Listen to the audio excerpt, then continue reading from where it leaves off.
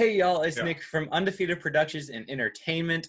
Welcome to the 3-2 Pitch Hour podcast where me and Drew go out, and this is actually our last preview on divisions.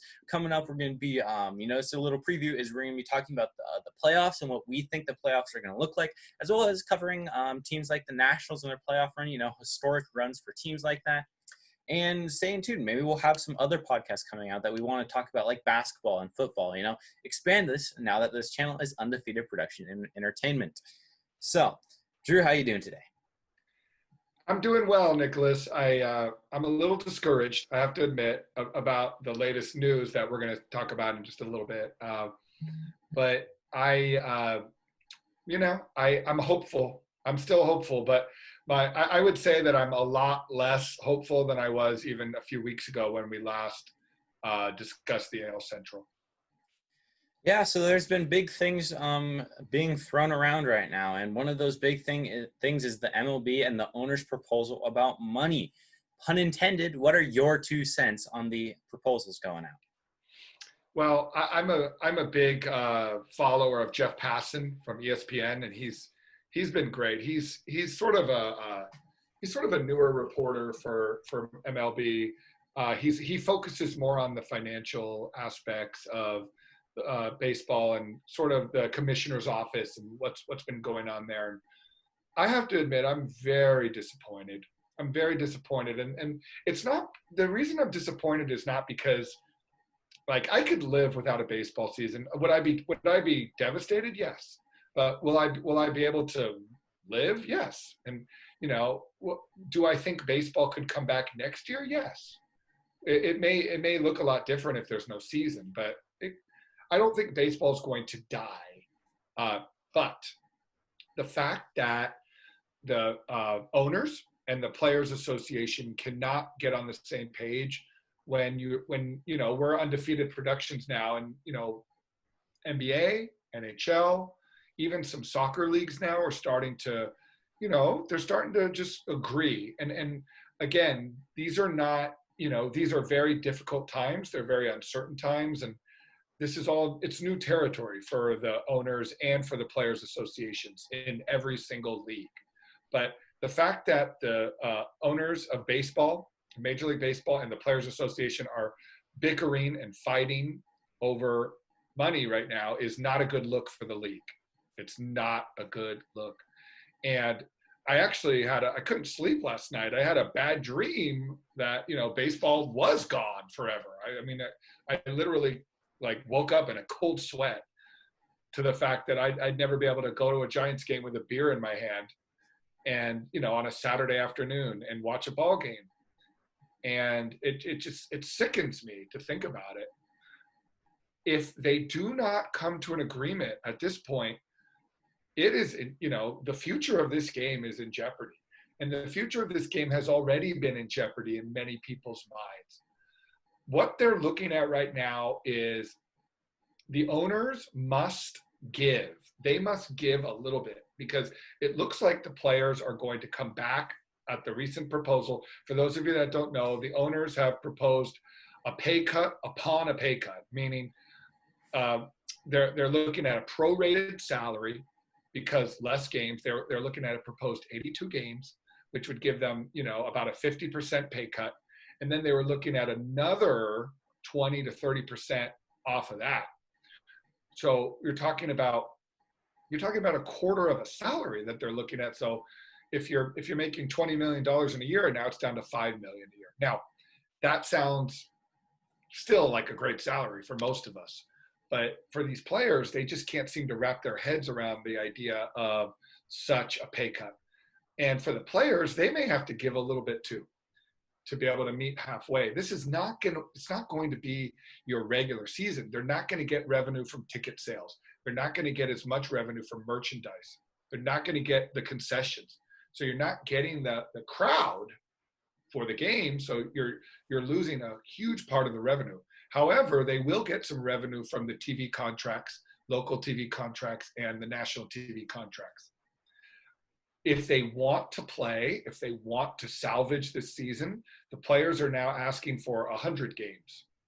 So they're looking to be able to recoup some of that salary. But the owners don't seem like they really are in the interest of budging. The players are definitely not going to budge, according to Max Scherzer's comments today. And if one of the largest sort of personalities of the Players Association, and a great player, if that's his sentiment, then who knows? There are also some major issues with minor league baseball now. There are teams that are not paying their minor league organizations, such as the Oakland A's, the cheapest organization in the history of the planet. And there are some organizations that are sort of, furloughing or laying off their employees. This is very serious. It's a very pivotal time in the history of Major League Baseball. And if they continue to bicker like this, and if they're not able to come up to an agreement, time is not on their side, because they were looking at a mid-June spring training. Well, it's June 1st, it's Monday. So it's 2 weeks away. They're thinking spring training will start in 2 weeks. And if they can't come to an agreement in the next 5 to 6 days, there will be no season. Yeah, you bring up some really, really valid points here. And, when I'm looking back at the money side of this, you have players like Mike Trout who are going to get paid like $7 million. And, there's a lot of things that come to mind when I'm thinking about this. You have a team like the Yankees who made like $800 million last year. And then they're like, yeah, let's sign Garrett Cole and only pay him $7 million this year. I mean, there's these teams, all 29 teams last year made profit except for the Miami Marlins. But it's like, at this point, we have fans siding with the owners. Like, well, now we're complaining about these $1 million people to go out and play. I mean, they're also, if you think about it, risking their life. They're not going to be able to be with their families as much. I mean, they're traveling all over the place. So, I mean, when you're just thinking this out as an outlook of a player, I can see why they want prorated things. I mean, Blake Snell had great points talking about like, oh, well, we're going to risk our life. We're going to get damage, and that damage will not be leaving us.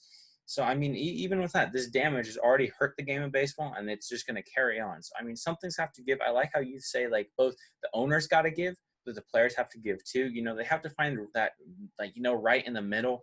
But then you have people like Scott Boras. He came out today telling the players to not back down on the contracts. It's like, I mean, yes, he is an agent. He's trying to make his clients as much money as possible so he can get paid too. But like, when you think of it, it's like, okay, you can really see that everyone's pushing for these prorated contracts. I mean, that's what they're supposed to get paid. They've already taken a pay cut. They want more. I mean, everyone wants money. It's kind of just like a thing about baseball. So honestly, I'm kind of right. I'm like, I can see both sides. I want baseball. I can see why the owners and everyone's pushing for it, and also with the players. You're risking your life going out and doing this. So this is just crazy times. Again, like you said, right in the middle is kind of where we need to meet. Currently, I still don't think there's to be baseball, but if they do and they can pull off a July 4th start date, man, will that be fun and amazing for America, having baseball back on the 4th of July. Alrighty, with that taken care of, we go into this every time. I'm wearing my Orioles stuff this time. I know I have a bunch of different teams. I have a Red Sox hat. I have a Rays hat. I don't have a Yankees hat because the Yankees suck, and I don't have any Blue Jays stuff. But we're rocking Orioles. Definitely the best team in the division. They're going to win. I'll go 162-0, undefeated.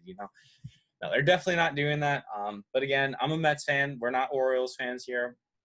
But we have this custom hat, so why not rock it? So basically, we can go through our division, the AL East, and give predictions from worst to best. This fifth place, who you got? Well, it's a great division. I really do think, and I mentioned this a few weeks ago. I think this is the best division in baseball. I do. I think that overall, from top to bottom, there are 4 teams in this division that I think can compete for the title, as far as the division title. I really believe that. I don't think I've ever seen a division where 4 teams were very good. And that might come to a surprise to some people, because I know that not everyone is high on Toronto yet, but I am. I'm a believer in what Toronto is building. Unfortunately for you, the jersey and the hat that you have on, this is one of the worst teams in baseball history. not just worst teams in baseball, but they are terrible. So while there's 4 teams in the division that are really good, this division is, again, top to bottom, very, very good. The Orioles are not good. They suck. So I'm going to go into why the Orioles are going to be the 5th place team. They have absolutely no pitching. According to the depth chart, John Means and Alex Cobb, with Asher Wojciechowski and Wade LeBlanc and Tommy Malone, who I didn't even know was in the league anymore, is rounding out their starting 5. They don't have any talent. I don't see any talent on this roster. I see an old Chris Davis. I see a Jose Iglesias who's had some moments. I have to be honest with you, I don't know anything about Dwight Smith Jr., Austin Hayes, Rio Rios, Pedro Severino, Hanser Alberto. I just don't see it. Trey Mancini, I believe he's hurt, if I'm not mistaken. He has cancer. Okay, he has cancer. He was one of the guys that I actually knew on this roster. And the fact that, I don't know if he's going to be able to come back. I don't know if you have any updates on that. But, this roster, it's a young roster. It's a roster that probably won't compete for, 4 to 5 years. I'm sorry. It's even in a shortened season, it's a last place ball club. Yeah, I'm surprised somehow this team did not get the worst record last year. But again, go Tigers. Yeah, go Tigers. But John Means came out of nowhere last year. The Orioles All-Star representative. He's looking solid as a left-handed coming out of nowhere, broke out. But again, like you said, have nothing in the pitching staff. Pedro Severino, he's really solid. He can hit you some tanks here and there. Probably one of the better hitters on the Orioles. But again, you have Adley Rutschman, your number 1 pick last year, coming up, so that's going to be nice. Chris Davis, again, old. Can he not go 62 at bats without getting a hit again? Maybe if he doesn't, then you have a little bit better of a season from him. But of course, Mancini, I don't believe he's going to be back this season. Unfortunately, get well soon. Reonta Nunez, he was a solid player. He had over 30 home runs for the Orioles last year. So, the Orioles have some good trade pieces. That's what I'm going to call them. I'm going to call them trade pieces. Reonta Nunez, he would be solid on, probably, more of a bench bat, but for some teams. But, Rio Ruiz, there's not much there. Alberto Iglesias. Dwight Smith Jr. looks like he's going to play really well for them this year. He's a player to watch out for. Austin Hayes, he's here and there. But overall, I think the Orioles, they're not very good, unfortunately. But, they just don't have much to look out for. So, they're the worst team in this division by far. Nothing, just a team for all the other teams to beat. So, they'll win some games here and there. They'll have some upsets. Overall, just not a deal breaker. Orioles 5th place. On to 4th place. Here we go. So probably the most interesting 4th place team of all the divisions, because I really think this team has a chance for a wild card spot. And I'm not joking when I say this.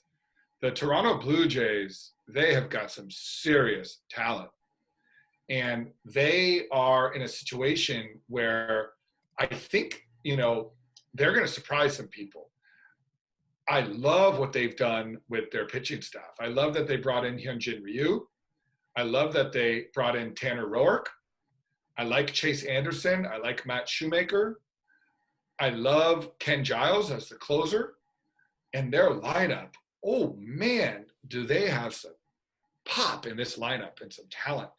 Not only do they bring in Travis Shaw, not only do they still have Randall Grichuk, and,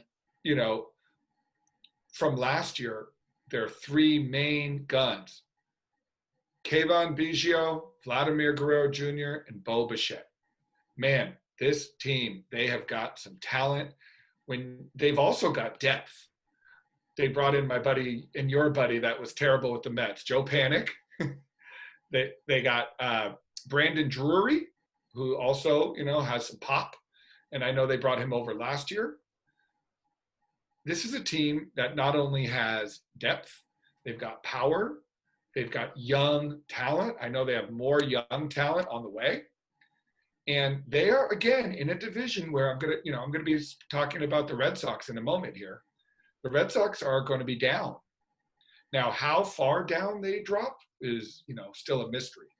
We don't know exactly what that's going to look like. Obviously, they are another team that may have benefited from this sort of a shortened season and the fact that Major League Baseball won't be necessarily thinking about the cheating scandal with the Red Sox. Because it's kind of, at this point, everyone's just thinking about coronavirus and the negotiations right now. But, oh my goodness, this Blue Jays team, they can hit the ball. I just wanted to, give you some a reference here. I went to a game last year at Oracle Park, and Vladimir Guerrero Jr., oh my God, he hit one of the most incredible home runs I've ever seen. If you're able to show the highlight, Nicholas, he hit literally, it was a laser beam. And I think he hit 2 homers that night, but the second one was a low line drive, and it literally got out of the ballpark in about 3 seconds.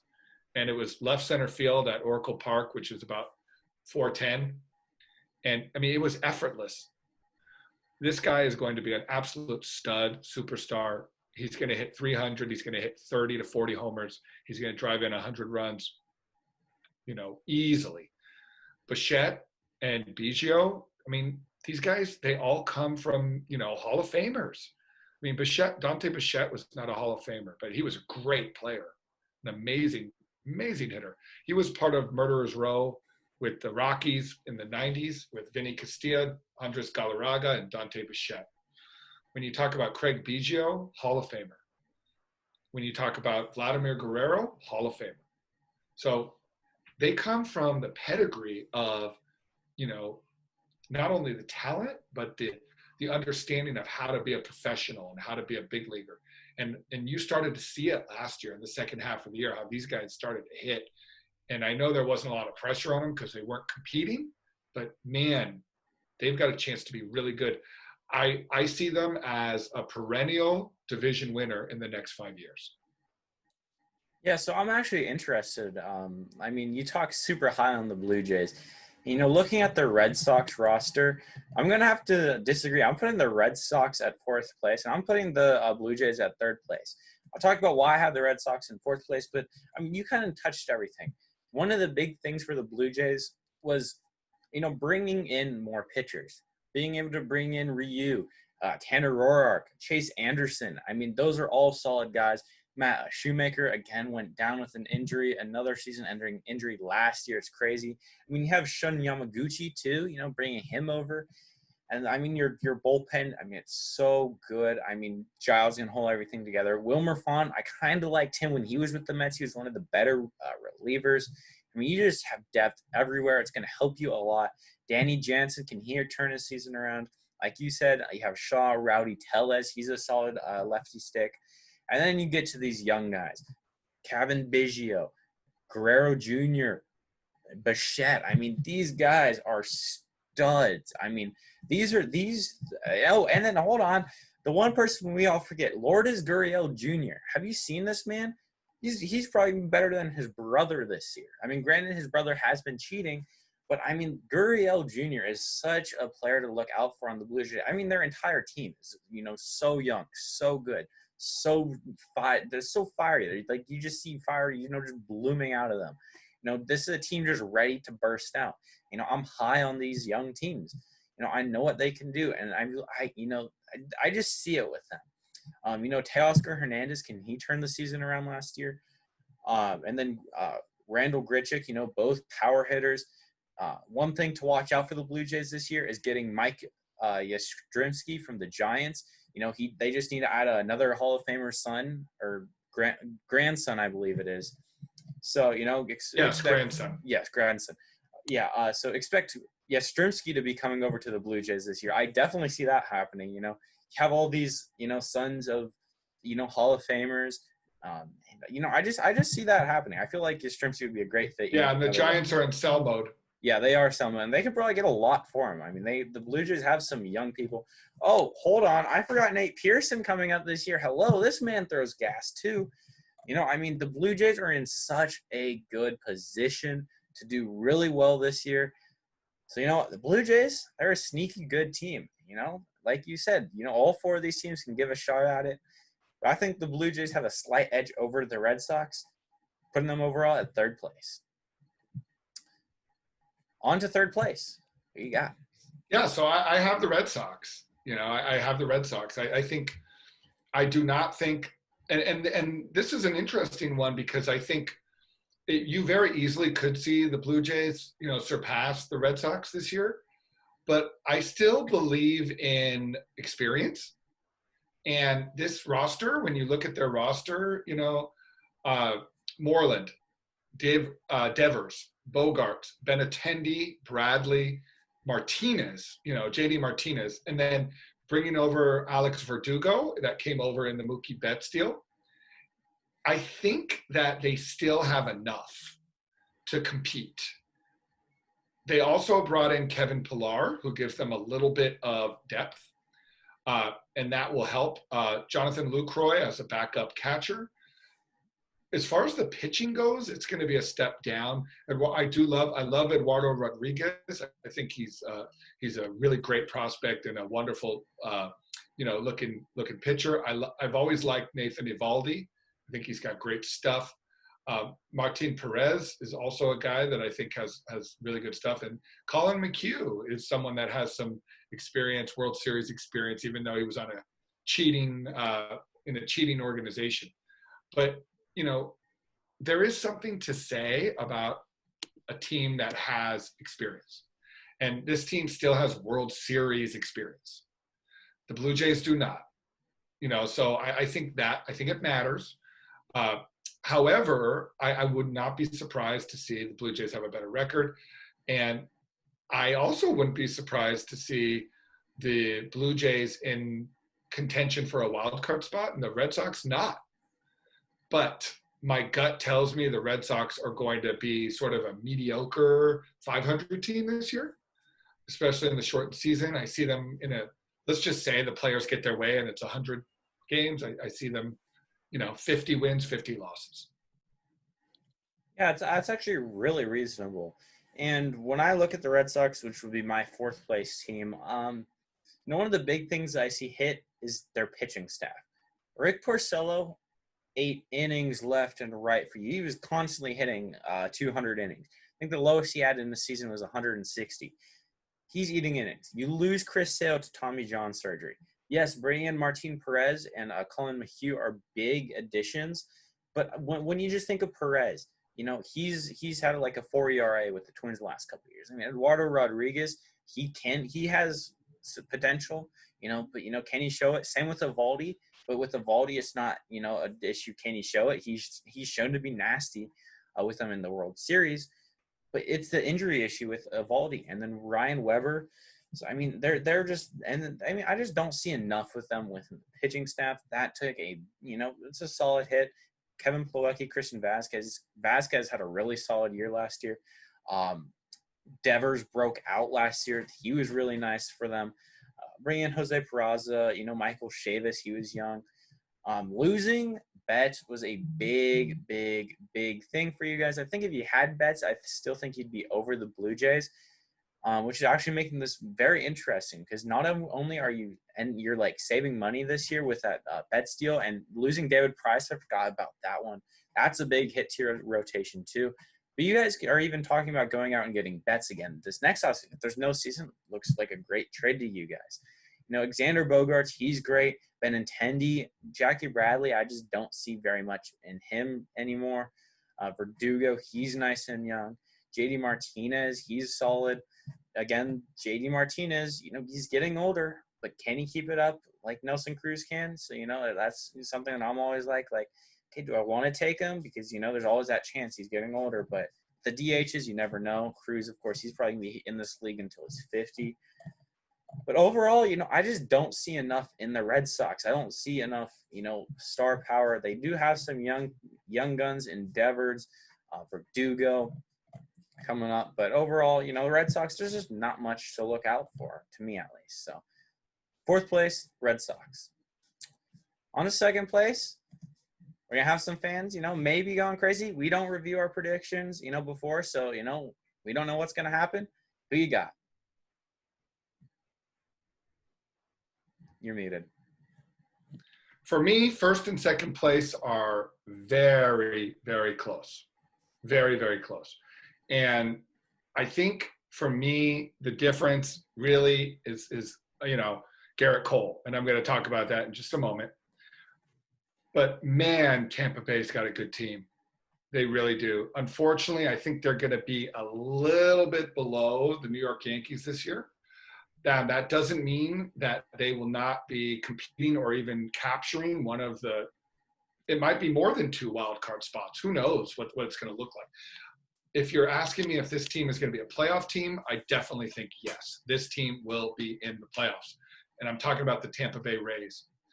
I love this team. Man, do I like this team. They've got it all. They've got starting pitching in Charlie Morton, Blake Snell, Glasnow, Yarborough, Chirinos.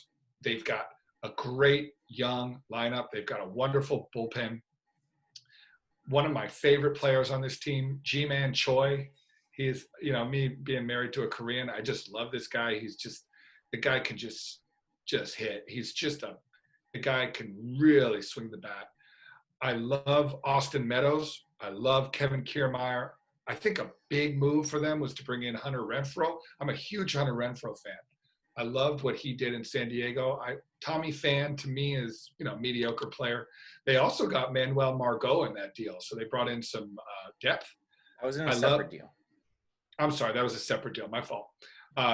They also you know, have Jose Martinez that they brought in. They have Adames. They've got Brandon Lowe, Yandy Diaz, Mike Zunino behind the plate. This team, they've got it all. The problem is they don't have the star power that the New York Yankees have. To me, they don't have enough. They're just a step below. If they could bring in a Mike Trout, this team wins the World Series. And I'm dead serious. It's like they are one superstar to me away from winning the World Series. I think their pitching's good enough. I think Blake Snell and Charlie Morton as sort of like a two-headed number one are sufficient, you know, beyond sufficient. But if you're talking about world championship material, I don't think they're there. And I think they're one piece away. Wow, this team, the Tampa Bay Rays, they're really, really good. Kevin Cash is an amazing manager. I mean, he is just, you know, he's pulling things out of nowhere, you know, putting pitchers at third base, you know, getting, you know, more pitchers in, putting the pitcher back on the mound, you know, the opener strategy. I mean, this man is so creative. And, you know, as much as I want to put the Rays over the Yankees, you know, not only will that just stir the entire, you know, Yankees organization and their fans, which, you know, as a Mets fan, you know, not a big fan. That's one of my fears going into Yankee Stadium as a Mets fan, you know. You saw what happened in the wild card games, what they did to the A's. But, you know, I'm feeling a tie between these two teams. You know, I feel like that's very reasonable. I mean, I want to put the Rays over the Yankees really, really badly. You know, there's something telling me with the shortened season, with all this rest, that's not smart. I'll talk about why with the Yankees. But, I mean, when looking at the Rays, I think the reason that held them back from winning a division last year is not having Tyler Glasnow or Chirinos healthy for a full season, along with Snell. Having Snell, Glasnow, Morton, Chirinos, Yarbrough all healthy for an entire season, your rotation doesn't get very better than that. I mean, this rotation is, again, one of the top rotations in baseball. Easily, probably close to top five, if not in the top five. There's some elite rotations that are probably better than this based on more stars in it. But I mean, Yarbrough and Trino, super underrated. We saw what Glasnow did last year in the short time he had in the month of April and May before he got injured. Their bullpen studs, Nick Anderson, Diego Castillo, Jose Alvarado. Have you seen Diego Castillo's sinker? I mean, he is nasty. I mean, they're just rotation anywhere. There's pitching staff anywhere you look. And then having the ability to, move someone around, throw Yarbo, throw him out of the pen, start Jalen Beeks. That was an amazing player. I had him on fantasy, but it kind of hurt me because of the starts. He kept accumulating, but they're just so solid. And, Zanino, can he turn it around? He has some high pop in his bat. G-Man Choi, I think he is a solid first baseman. Brandon Lowe, super high on him. Yandy Diaz. You have Yoshitomo Testugo coming over from Japan, I believe. Willie Adames. Hunter Renfroe. This team is so, so, so good. Anywhere you look, I think Jose Martinez and Renfroe, the biggest thing. I think even Jose Martinez is probably going to be the most impactful bat this year. Saw in what he was doing in St. Louis. He was hitting 300. He could hit 20 home runs. I think Jose Martinez easily hits 310, upwards of 20 home runs this year. He is a DH. The field, to me, was holding him back some. Getting Renfroe, too, moving him to the American League, who knows what that'll do. But, again, like I say, I think Jose Martinez is the biggest impact bat in this lineup right now. They have, again, another super young team. Really great potential. I can't say enough good things about this team. They're super underrated. I'm hoping they're winning the division this year because, of course, I hate the Yankees. But, I just feel like you can't put them over the hump this year yet. Of course, they got past the A's in the wild card. They almost advanced over the Astros. Not enough people are talking about that. That was crazy. But overall, Rays tied for first place. On to first place for you, the New York Yankees. Yeah, and the main reason why this team is first place is Garrett Cole and a healthy James Paxton. And I don't, I usually have more reasoning than that, but it really, to me, is that simple. It's always been about pitching with the Yankees. It's always been about pitching. When this team has won World Series championships, and they haven't won a World Series championship since 2009, it was because of the pitching. They always had the rotations. When they won the championships in the late 90s, it was because of their pitching. They always had a solid rotation, and they had the bullpen to go with it. This team, they can hit. We all know that they can hit. When you talk about Sanchez, when you talk about Voit, when you talk about LeMahieu, Urshela, Torres, Gardner, Hicks, Judge, Stanton. It just fits. Their lineup works. And then Miguel Andujar, is coming off the bench, and Brett Gardner. So this team, they've got everything you would want, along with Clint Frazier in a lineup. Okay. However, the pitching has been, to me, what has held them back. And having Garrett Cole as that, this is the best pitcher in the major leagues. I really believe that. To me, he's the best starting pitcher in baseball. I really believe that. I think he's got the best stuff. I think he's got the attitude. I think he's got the mindset. I think he's had the World Series experience now. I think it's going to bode well for him in New York. I really do. He's got a great personality for the game. I also think it's going to help that these games are going to be played in front of no fans. I think it's going to be less pressure. That first year in New York is always tough when you're dealing with the fans. He's not going to have to deal with that, again, if there's a season. James Paxton, again, fully healthy from what we've heard. And then you've got Tanaka and Happ with Jordan Montgomery. Happ is going to give you your 5 to 6 innings. You have Tommy, is it Conley or Canale? Canley. Yeah, Canley. Sorry, Canley. You've got Chad Green. And then, of course, Ottavino and Chapman at the back end, along with Britton. This team, they've got it all. And I think Cole is the guy who puts it all together. I would not be surprised to see this team get over the hump and get to the World Series this year. If you're, thinking about the fact that the Astros are going to be down, a little bit down. The A's, I see them getting to the ALCS. We'll talk about this in our postseason preview. If they can get past the Rays in their own division, I think this team gets to the World Series. Yeah, I think bringing in Garrett Cole was a huge addition for you. And, one of the reasons that I want to put the Rays over is the Yankees' injury history in the past. People like Paxton, Happ, Tanaka was quite healthy last year, but I mean, this team has been quite injury prone in the past. Their rotation, that's one of the big things holding back. If their rotation performs well, like you said, they do good. Of course, their rotation hasn't been good enough the last decade. Hence, the Mets have more World Series appearances in the last decade than the Yankees do. But getting that out of the way, Garrett Cole, great addition. Again, not the best pitcher in the league, I still think, and I'm still standing by Jacob deGrom. He's way better than Cole. Until Cole can prove this year that he's better than deGrom, then we can talk about that. Otherwise, still deGrom has the edge going into the season at least. Tanaka, he, again, getting older. Again, when will he set back? Same with Happ. Montgomery. Paxton had a back surgery, so he's out for 3 to 4 months right now. Still recovering from that. So his, back to 4 months will be in June. So, can he get through that? He's been injured a lot when he came over. Chapman, Britton, I mean, their bullpen is a top bullpen in the league. Bringing over Ottavino last year, that was an amazing. I wish the Mets went out and gotten him. He would have been amazing for them. But overall, their bullpen is really solid.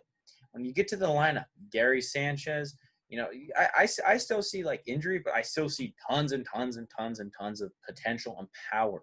I mean, not even potential. I mean, just good, just overall deep lineup.